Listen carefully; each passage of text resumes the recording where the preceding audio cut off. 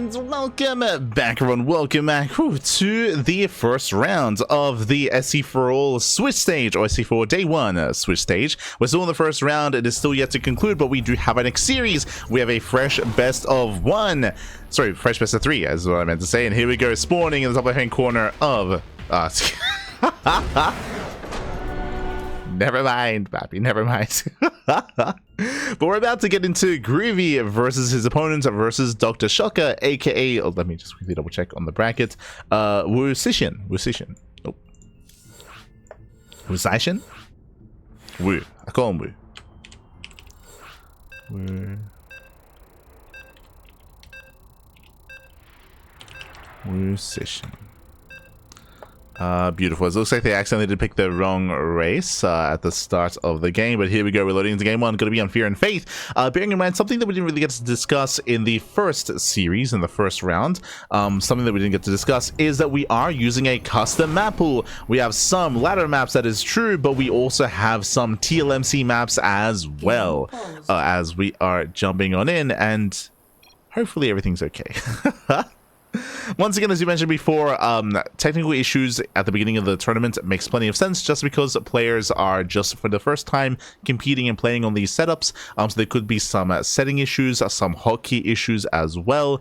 So we're more than happy to just wait for that to clear up as we are getting into a 4-player spawn map. If you recall, I was very disappointed that this map did not make it through into the top 16. We did rate this map relatively well. I think we gave it like a 3 or 4. Like either average or slightly above average, but we'll get into it as we load into Fear and or Faith. As spawning in the bottom right hand corner, we have the red random player, random and landing on Protoss. It is Groovy. And spawning in the bottom left hand corner, we have the blue Zerg player. The blue Zerg player, it is Dr. Shocker, aka Woosixion. Here we go. And if you're in the chat, you know what time it is. It is Gamba time. Predictions are open. Place your bets on who you think will claim the series. Best of luck in the chat as we get into our initial random versus Zerg matchup. And welcome to Fear and Faith. Couple of big things here is you have this monorail system. You have a monorail system that does connect every single corner expansion, so you can send a worker. If it is okay, but you can send a worker to scout. You can drone scout and probe scout immediately across the map, bearing in mind that this monorail system is only big enough for workers. Lings can't fit through, Marines can't fit through, Zelds can't fit through, only workers. So you can scout horizontally straight into the corner, or you can scout vertically also all the way across the map as well. So worker scouting and scouting for your opponent's spawn location is a little bit easier thanks to these these tubes to the monorail system. Likewise, your initial 2-base setup is very secure on 2 bases, as we have the high ground here on top of the ramp, or we have the high ground natural on top of the ramp. The 3rd base is also relatively secure, as there's a choke point coming into the 3rd base towards the left hand side, or we have the center pathway, which is also split up by the street, I should say. So not the easiest way to push into, whether it's straight into the natural or horizontally here from or into the 3rd base as well. So the 3 and eventually 4 base setup is relatively secure. Getting a 5th base is more difficult. True. Like the 5th base setup is a lot more spread out, a lot more isolated, and a 5th expansion is going to be very difficult to take on this map, but we'll see if we can get that far. As for now, we do have our initial setup, hatch, gas pool, standard opener out of our Zerg player. Meanwhile, we do have our gate expand out of Groovy. So far, everything's looking normal, and so far, we do have the probe scout across the map. It looks like Groovy did go top right, did go top left, and is still searching. Let's go. Wait, did he go horizontal scout? Sorry, I can't quite tell. But you can see here that Groovy, he didn't check bottom left. He is scouting top right with said probe. Look at him go. Through the monorail system. Vamonos, papi, vamonos. Through the tube. Think of it like the Futurama tube system, right? Like so you don't speed through. Groovy, he scouts across the map. The diagonal scout, he does scout top right, and now through the process of elimination, he's aware of his opponent's spawn location. Meanwhile, that is a very fast 3rd hatchery. Okay, now typically if you're getting a third hatchery this quickly, especially in the main base, this has to lead into a link flood. You do not need this much lava this quickly unless we do plan on going for an all-in, so I'm curious to see how this is made use of. For now, we're still droning, we're still saturating. Dr. Shokta does have enough gas for link speed, so yeah, link speed is a little bit delayed, and we're staying in gas. Now, I was reading a little bit too much into this. I was like, ooh, macro hatchery, are we going for a link flood, are we going for an all-in? Based on the fact that we're still mining gas and that we had late link speed as well, this does feel less refined. Yep, expansion. Dr. Shokta's opponent might be a little bit lower ranked, a little bit lower league, and as a result, this build is a little bit inefficient. A lot of money is being spent in places where it doesn't need to be, and the queens are late. No queen at the natural, I just noticed. Yeah, no queen at the natural. The reason for this is because he got a macro hatch, so he couldn't afford a queen. So late second queen, adepts are getting in, and this might be over quick. As this is becoming out of hand, 3 drones do go down, so 3 worker kills. We have a Dark Shrine on the way here for Groovy, and Dr. Shokta, unfortunately, is, I mean, he does scout, does get into the maybase, he will confirm the Dark Shrine, so nice Overlord scout out of our Zerg player here. And hopefully we can respond and react in time, but again, the droning has been lacking here for Dr. Shokta, and again, like the macro here is just unfortunately slipping at a crucial moment, especially early on. Here in StarCraft, early game saturation, early game economy is so crucial and so important. Once you fall behind, it is difficult to recover, as very quickly Groovy can now outscale. As we are transferring over, this is a massive wave of links. Now, the concerning thing about this link flood, if you recall, we spoke about how easy it is to defend on this map. Because of the ramp, trying to break a 2-basing player is insanely difficult. And we have a shield battery, we have the adept. We are quite greedy here, but initial gateways are finishing up, and Groovy, he can warp in. He should be perfectly fine. A Bane bust could threaten him, but there's no Baneiness. It's just like, oh no, the walls of the wall. Yeah, the walls of the wall. Lings, they do attempt to surround, but there's a shield battery. Yeah, adept is going to be kept alive. But again, the walls... Groovy, he's a hero fan. He's... So unfortunately, doesn't quite tighten up that wall. Shield battery's going to go down. Lings, they flooded. Dr. Shokta, he breaks through. This should not have happened, by the way. Okay. Yeah, should not have happened. Meanwhile, pylon into the main base. DTs, they warping across the map. But drone's going to be going down at the same time. The natural base is falling, but there is zero detection. Yeah, zero detection. There are defensive DTs.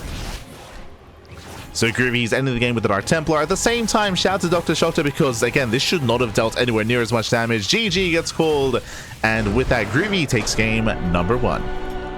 GG. GG, well played. Not the cleanest of games, very chaotic. And a shout out to again, shout out to Dr. Shokta, or shout out to Woosixion. For making that as close as it was, for breaking into the natural base, for killing workers as well. Imagine if there wasn't a pylon across the map. Imagine if we had time to react and respond. If there wasn't that proxy location, then potentially we could have seen a closer back and forth. But GG. GG, well played. With that, Groovy does take the game, and we'll see who will take, if he can close it out, coming to game number 2. But once again, it's really cool to see Fear and Faith being used in this tournament. This is a map that unfortunately did not make the cut, did not make it into the top 16 of TLMC. I would have loved to have seen it in the top 16, but unfortunately other maps did kind of surpass it when it came to overall rankings, and alas, we weren't quite able to vote in it, but maybe next time, maybe next time. Same with Dreams and Scars.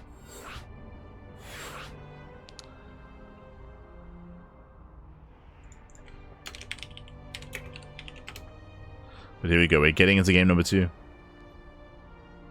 What stage are we in? We are in the initial Swiss stage. We're in the Swiss stage.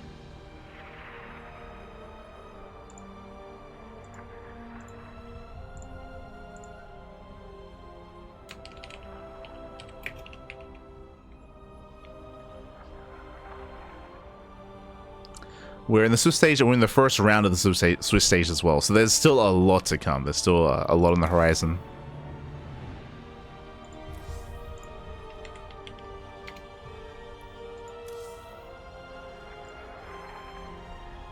I love my StarCraft.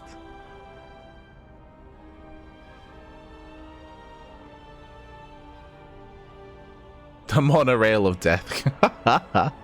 Ah, no.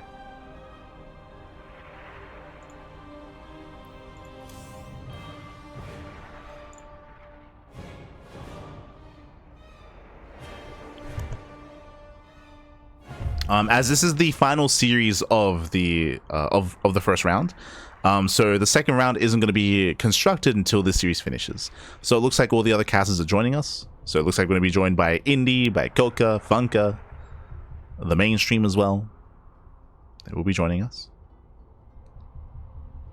As game 2's on Gressfont? Wait, what is the map pool? Wait, hold on, I didn't even realize. Okay, so the map pool is Dream and Scars, Fear and Faith. Makes sense. Those are the more fun kind of meme maps. We have Gressfont and Habitation Station. Why are we playing on Habitation Station, papi? Ay, ay, ay. That's crazy. That's crazy. Why do we have... so I love how... So we're featuring some insanely new TLMC21 maps in Dream and Scars, Fear and Faith, and Mothership. We're featuring some older maps with Gressfont and Habitation Station. Somehow Leyline still makes it through, even though that's been around for 2 seasons. God damn it. So we still have Leylines, Maganatha, Persephone, and Pylon. So very interesting map pool. Very interesting. But here we go. Here we go. Spawning in the top left-hand corner of Gressfont, we have the random player landing on Protoss, the red player. It is Groovy. And spawning in the bottom right-hand corner, we have his opponent. Oh, going for a gas first. We have the blue Zerg player. It is Dr. Shokta, aka Woosixion. Woosixion. We are going through initial gas first. Oh, we're good. But here we go. We are getting into this, and we do have the initial gas into pool, and we'll see if we can try to catch Groovy off guard. He does go for the probe scouts and should soon go into the main. Once he does, he can recognize, of course, how committed this is going to be. With the earlier gases, we can go for earlier link speed. If we stay in gas, then we can go into a Bane bus as well. Este Coca. Let's go. Let's go. Shout out to Coca, of course. He is part of the French stream, Coca and Funka. Ah. Shout out to SC4ALL, that's the mainstream. Yo, if Indy says something, do we have to say something? Like, do we... ah. And we're going for the link flood. You can see here the Dr. Shokta, he does pull out. He pulls out a gas, so no Bane Bust. No Bane Bust, just mass link flood. Checking Groovy's vision, he did scout the timing of the pool. He saw gas being mined as well, so he's more or less aware. Behind this, going for a 2-gate response. 2-gate response, second pylon as well, coroning out the first zealot. So far, sold reaction, sold response. This time, do we fully wall off? Last game, you know, again, Groovy, he's a bit of a hero fan. The wall was not a wall. Do we wall off properly this time? Can we seal up that natural and ensure that Lings do not get us around? Oh boy. Hopefully. Lings, they poke in. Oh! They poke in, they're going for the Zealots. First Ling is going to go down. We can see Groovy does fully wall off behind this. His Zealot is getting low, but the Adepts are being chronoed. And once they pop out, that's going to be a hold. Ooh. Yeah, as we do have the natural base being taken. Groovy throws down the Stargate before expanding. And Groovy is holding. Groovy does hold. Now can move out for a counterattack.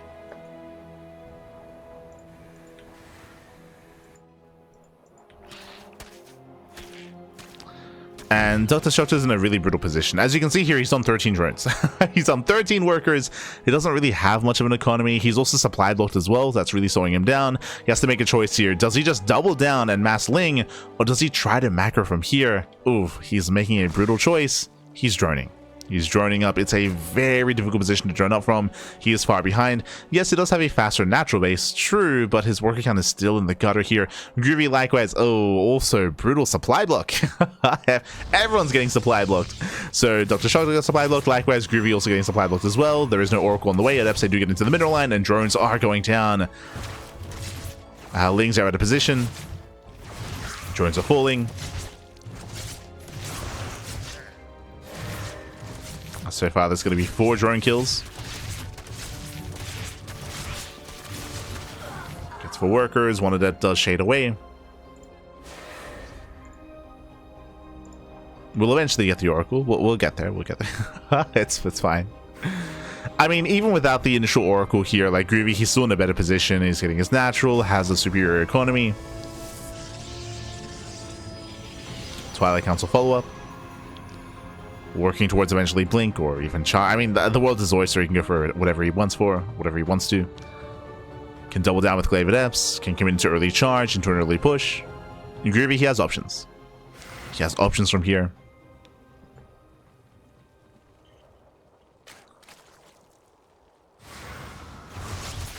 As I say, do get into the main once again. Up to 3. Yeah, up to 3 drone kills. Once again, brutal damage. Twilight Council is done, and what is the plan? Twilight Council into a Robo. Are we going for a Templar Archives into a delayed Archon drop?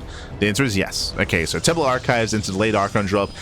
This is going to be to gain map control, to harass across the map. This does hit a little bit later, unfortunately, but despite that, yeah, there's no spores. No spores, the Oracle's still going ham.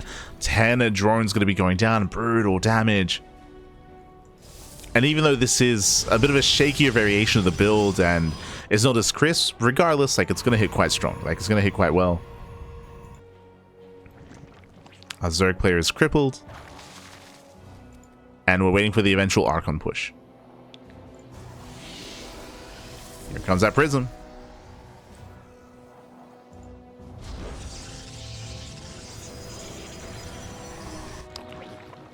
Prism is on the way. Groovy still has the better economy. Playing it safe, getting a shield battery. There's the first Archon.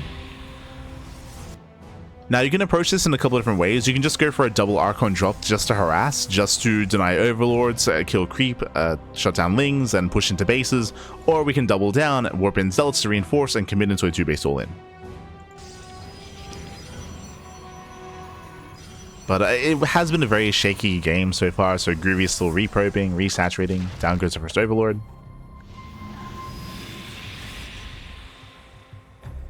Our Zerg player here is supply blocked.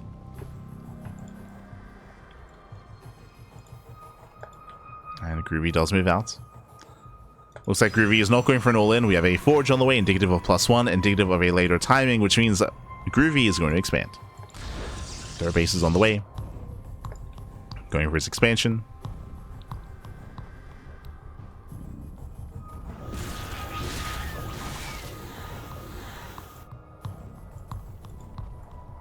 These Oracles, these Archons, they have a lot of potential. There's only 8 links to defend, and they can just kill the entire mineral line on their own. Yeah, GG gets called. Archons, they show up. There's no answer, and Groovy will claim the series 2-0. Will advance on into the next round. GG. GG, well played. Congratulations here. Congratulations to Groovy, does claim the series. As I mentioned before, the early rounds do pit some of the better players against some of the more up-and-coming, more amateur players here, so a little bit more one-sided. But a shout out to Dr. Shokta here, especially in Game 1, right? Game 1, things got very chaotic. Like, there was still damage that was being dealt as well across the map, despite the skill difference between the two players. Was still fighting damage. Here in Game 2, we saw Dr. Shokta attempt to go for a Ling Flood, but as we saw, it was scattered early on, and Groovy was able to fully wall off, and with that, Dr. Shokta did fall behind. GG. GG, well played. With that, the first round has concluded, and let's catch up with the rest of the bracket. Let's go.